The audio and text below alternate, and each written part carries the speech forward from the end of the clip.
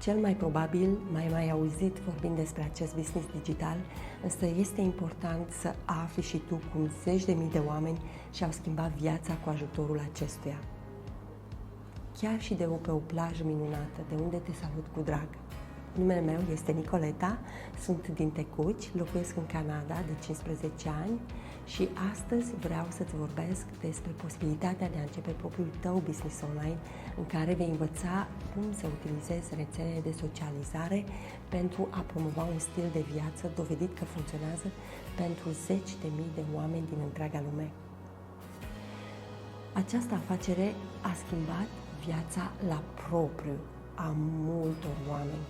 Fie că dorești să călătorești sau să petreci mai mult timp cu familia ta sau să-ți securizezi perioada când vei ieși la pensie, toate motivele sunt importante. Acesta este un business legal la care plătim taxe pe venituri și mai mult decât atât îl transmitem copiilor sau mai departe. Pentru a-l face nu avem nevoie decât de un laptop și un smartphone și, bineînțeles, conexie la internet. Ceea ce îmi place cel mai mult este că nu vindem produse și atunci nu ești nevoit să-ți deranjezi prietenii sau familia pentru a dezvolta acest business și a avea succes. Desigur, știți deja că puteți lucra în timpul vostru disponibil, dar vă garantez că odată ce veți începe acest business, vă va plăcea atât de mult încât vă veți conecta cât mai mult posibil și nici nu veți simți că munciți.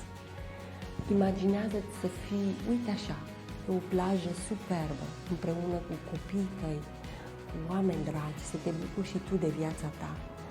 Te aștept cu drag de partea cealaltă. Numai bine!